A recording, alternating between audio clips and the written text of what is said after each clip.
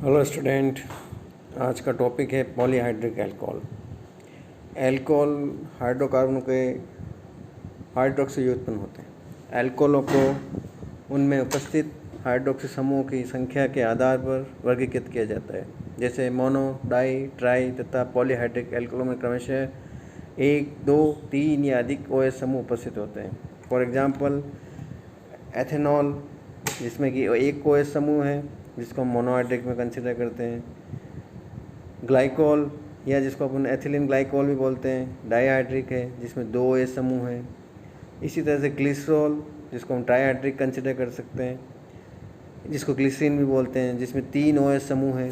इसी तरह से इरिथ्रोट्रॉल, जिसको हम टेट्राहाइड्रिक कहते हैं, जिसमें 4 OH समूह हैं।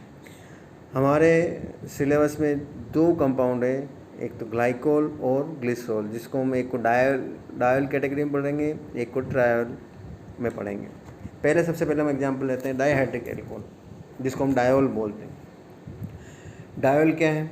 जब किसी हाइड्रोकार्बन के 2 हाइड्रोजन परमाणुओं को OH समूह द्वारा प्रतिस्थापित किया जाता है तो डायोल या डाईहाइड्रिक अल्कोहल प्राप्त होते हैं। इनका स्वाद मीठा होने से हम इन्हें ग्लाइकोल भी कहते हैं। उपस्थित हाइड्रोक्सिल समूह की आपेक्षिक स्थितियों के अनुसार हम इनको अल्फ़ा, बीटा, गामा ग्लाइकोल में विभक्त किया जा सकता है। अल्फ़ा, बीटा और गामा ग्लाइकोल में OH समूह क्रमशः 1, 2, 1, 3 व 1, 4 स्थितियों पर उपस्थित होते हैं, जिसके हमने 3 एग्जाम्पल भी दे रखे हैं। 1,2 ethane diol, 1,2 ethane propane diol और 1,3 प्रोपेन ड्रायल, जिसका अलग अलग हमने IUPAC नाम भी लिखे हैं। इनका नोमेनक्लेचर क्या होगा, किस तरह से हम नामकरण करते हैं? IUPAC पद्धति के अनुसार हाइड्रोकार्बन के नाम के अंत में डायोल लिखकर संगत डाईहाइड्रिक अल्कोहल का नाम प्राप्त किया जा सकता है। हाइड्रोक्सिल समूह की स्थितियां अरबी अंकों द्वारा दर्शाई जाती है, जैसे हमने अभी एग्जाम्पल बताई हैं। इसी तरह से एक और कॉमन नेम है पिनाकोल, जिसका हमने स्ट्रक्चर देखा है। उसका IUPAC नाम क्या होगा? 2,3 डाई मेथिल ब्यूटेन 2,3 डायोल। यानी कि इस तरह से एक सिंपल सा जैसे मोनोहाइड्रिक अल्कोहल में होता है, इसी तरह से डायोल लग जाएगा और डाईहाइड्रिक अल्कोहल का नोमेनक्लेचर हो जाएगा। हम सबसे पहले इसका जो सिंपलेस्ट एग्जांपल है, जिसका हमारे सिलेबस में भी है, वो है एथिलीन ग्लाइकोल, या जिसको अपन ग्लाइकोल भी कहते हैं, या 1,2 एथेन डायोल। ये इस श्रेणी का सबसे पहला मेंबर है और इम्पोर्टेंट मेंबर है। सबसे पहले इसमें इसकी बनाने की विधियाँ सबसे बड़ा हमारा सोर्स है एथिलीन द्वारा। एथिलीन से हम 3 प्रकार से इसको बना सकते हैं। एथिलीन को हम, जैसे पहले अभिक्रिया में लिखा हुआ है, ठंडे व तनुसारिक एमिनोफोर से अभिक्रिया कराने पर इसका जब ऑक्सीडेशन होता है तो यह, जिसको अपन हाइड्रोक्सिलेशन कहते हैं, क्या बनता है? एथिलीन ग्लाइकोल और 1,2 एथेन डायोल। इसी तरह से हम एथिलीन की हाइपोक्लोरस अम्ल से प्रभावित करने पर प्राप्त एथिलीन क्लोरोहाइड्रोजन को जब हम जलीय सोडियम बाइकार्बोनेट अथवा कैल्शियम हाइड्रोक्साइड विलयन के साथ उबाला जाता है तो वो भी ग्लाइकोल प्राप्त बनाना। ये ग्लाइकोल बनाने की एक व्यापारिक विधि है, यानी कॉमर्शियल मेथड है। इसी तरह से हमारी तीसरी मेथड है एथिलीन की ऑस्मियम ऑक्साइड के साथ अभिक्रिया कराने पर भी एथिलीन ग्लाइकोल बनता है, जैसा इसमें डायग्राम में भी दिखा, इक्वेशन बता रखी है और उसका हमने ड्रॉ कर रखी है।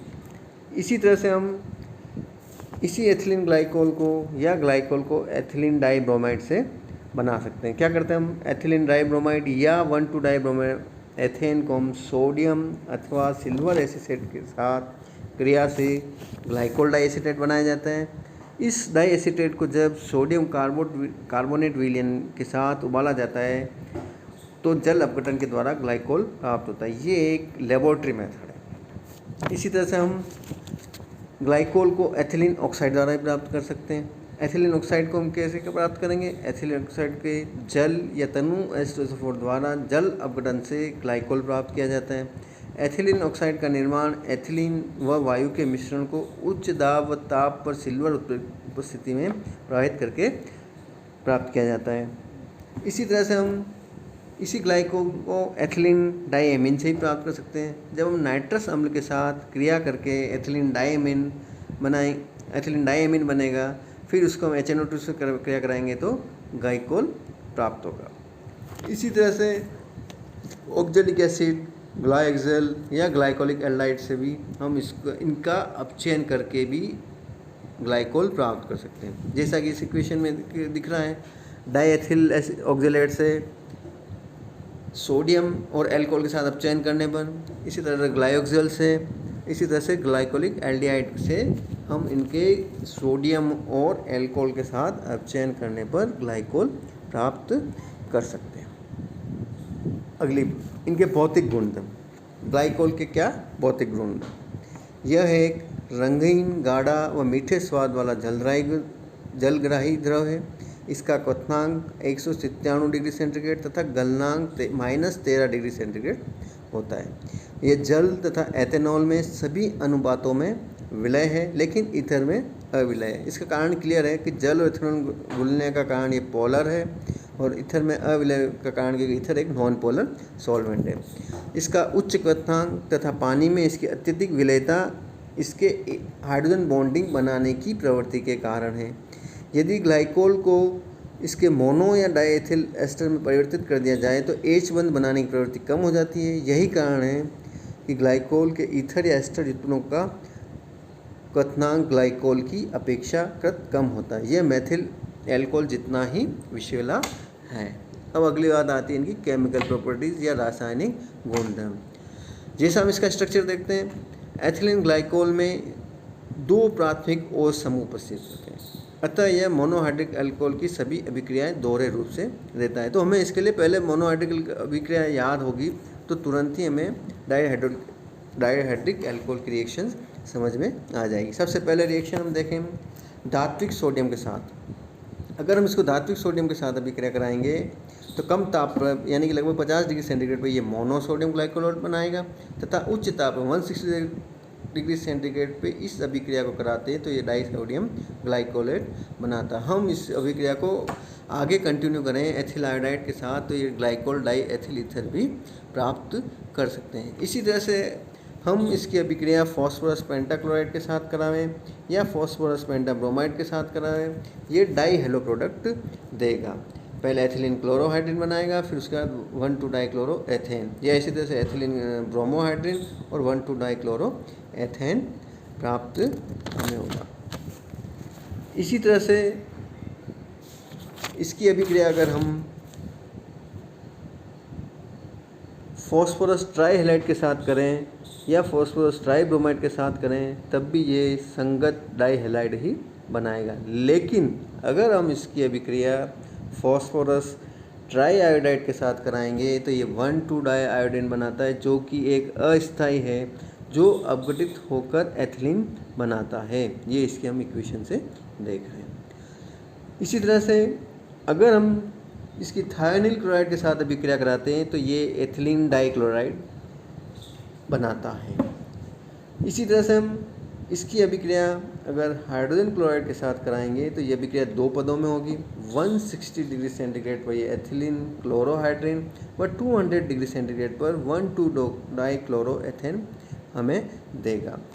इसी तरह से हम इसकी अभिक्रिया अगर कंसनट्रेट HNO3 के साथ करावें तो ये सांद्र H2SO4 की उपस्थिति में ग्लाइकोल डाई नाइट्रेट बनाएगा, जो कि हल्का एक्सप्लोजिव लिक्विड होता है और इसका उपयोग भी इस रूप में किया जाता है। इसी तरह से अगर हम इसकी अभिक्रिया कंसनट्रेट H2SO4 के साथ कराएंगे तो सांद्र H2SO4 के साथ गर्म करने पर ग्लाइकोल डाइऑक्साइन बनाता है, जो एक बहुत ही नॉन पोलर सॉल्वेंट है, इम्पोर्टेंट सॉल्वेंट है। इसी तरह से इसकी रिएक्शन अगर हम कार्बोनिक अम्ल के साथ अभिक्रिया कराएंगे खनिज अम्लों की उपस्थिति में तो संकर एस्टर या डाइएस्टर प्राप्त होगा। खनिज अम्ल का मतलब HCl, H2SO4, H3PO4, HNO3, ये सारे खनिज अम्ल के एग्जाम्पल हैं। जैसे कि अगर एक अणु है H2SO4 की उपस्थिति में ग्लाइकोल मोनोएसिटेट, फर्दर इस रिएक्शन को हम कैरी करते हैं तो ये ग्लाइकोल डाइएसिटेट बनाता है। इसी तरह से इसकी अभिक्रिया हम द्विभाषिक अम्लों के साथ कराते हैं। द्विभाषिक यानी कि 2 COH समूह उसमें हो। द्विभाषिक अम्लों के साथ एक जटिल संकुल संघनित बहुलक बनाता है, जिसका उपयोग हम वस्त्र उद्योग में होता है, जिसका नाम है टेरिलीन। इसकी हम अभिक्रिया कराते हैं। ये एक पॉलीमराइजेशन रिएक्शन है जिसमें ग्लाइकोल और टर्थिलिक एसिड टर्टरिक यानी पैरा पोजीशन पे दोनों COH समूह हैं। किसकी उपस्थिति में? खनिज अम्ल को पहले बताया जा चुका है खनिज अम्ल क्या होते हैं, या पैराटोलिन सल्फोनिक एसिड की उपस्थिति में इस अभिक्रिया को करते हैं तो एक पॉलीमर बनता है जिसको हम टेरिलिन बोलते हैं। इसी तरह से इसकी अभिक्रिया हम शांत फास्फोरिक अम्ल के साथ कराएंगे तो ग्लाइकोल को शांत फास्फोरिक अम्ल के साथ गर्म करने पर डाईएथिलीन ग्लाइकोल प्राप्त होता है। ये भी एक अच्छा सॉल्वेंट है जो कि नॉन पोलर और पोलर दोनों ही तरह से ये बिहेव करता है। इसी तरह से अगर इसकी अभिक्रिया हम कार्बोनिल यौगिकों के साथ कराते हैं, कार्बोनिल यानी कि जिसमें एल्डिहाइड समूह हो या कीटोन समूह, खनिज अम्लों की उपस्थिति में कि उत्प्रेरक की उपस्थिति में कार्बोनिल यौगिक के साथ संघनित होकर ग्लाइकोल क्रमशः चक्रीय एसिटल या कीटल बनाते हैं, जैसा कि इस अभिक्रिया में दिख रहा है। इसी तरह से हम इसका एसिटाइलेशन कर सकते हैं, जैसे एसिटिक एसिड के साथ किया, एसिड क्लोराइड एसिटिक एनहाइड्राइड के साथ ये मोनो एवं डाई एसिटेट बनाता है। अगली इक्वेशन है इसकी ऑक्सीडेशन। ग्लाइकोल का नाइट्रिक अम्ल के द्वारा ऑक्सीकरण होने पर अनेक उत्पाद प्राप्त होते हैं, क्योंकि एक या दोनों OH समूह पहले CHO व फिर COH समूह में ऑक्सीकृत होते हैं। तनु नाइट्रिक अम्ल तथा क्षारीय एमिनोफोर के द्वारा ऑक्सीडेशन करने पर निम्न उत्पाद पॉसिबल हैं: ग्लाइकोलिक अम्ल, ग्लाइक्सिलिक अम्ल, ऑक्सैलिक अम्ल, ग्लाइकोलिक एल्डिहाइड और ग्लाइकोक्सिला। ये सभी तरह के उत्पाद अगर हम इसको डाइल्यूट HNO3 या क्षारीय एमिनोफोर के साथ ऑक्सीजन कराते तो बनता है।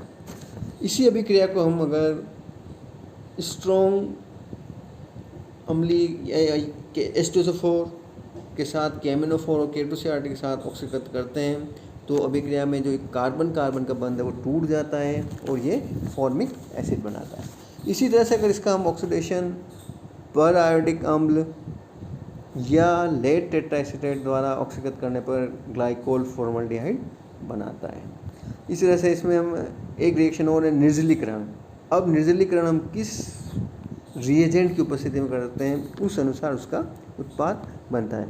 अगर हम ग्लाइकोल का निर्जलीकरण जिंक क्लोराइड की उपस्थिति में करते हैं तो एसिटल्डिहाइड बनता है। इसका निर्जलीकरण हम 500 डिग्री सेंटीग्रेड पर करते हैं तो एथिलीन ऑक्साइड बनता है। इसका निर्जलीकरण हम H2SO4 की उपस्थिति में करेंगे डाइऑक्साइन बनेगा, या H3PO4 की उपस्थिति में करेंगे तो डाईएथिलीन ग्लाइकोल प्राप्त होगा। निर्जलीकरण यानी कि उस अणु में से H2O को निकलना। लास्ट है इसका उपयोग। इसका उपयोग हम विलायक के रूप में करते ही हैं। ये एक एंटी फ्रीज के रूप में काम में आता है। रेडिएटर में प्रेस्टोन नाम से मार्केट में मिलता है, जिसमें क्या है जलीय मिश्रण है जिसमें 50% एथिलीन ग्लाइकोल है जो कि -34 डिग्री सेंटीग्रेड पर जमता है। इसी तरह से ग्लाइकोल का डाइनाइट्रो व्युत्पन्न विस्फोटक के रूप में प्रयुक्त होता है। ये स्नेहक के रूप में भी काम आता है। ये ग्लाइकोल डेक्रोन डाइऑक्सेन एथिलीन ऑक्साइड के निर्माण में भी काम आता है। ये प्रिजर्वेटिव के रूप में भी काम आता है। ये डी आइसिंग फ्लूइड या वीवर के रूप में भी प्राप्त होता है। Thank you.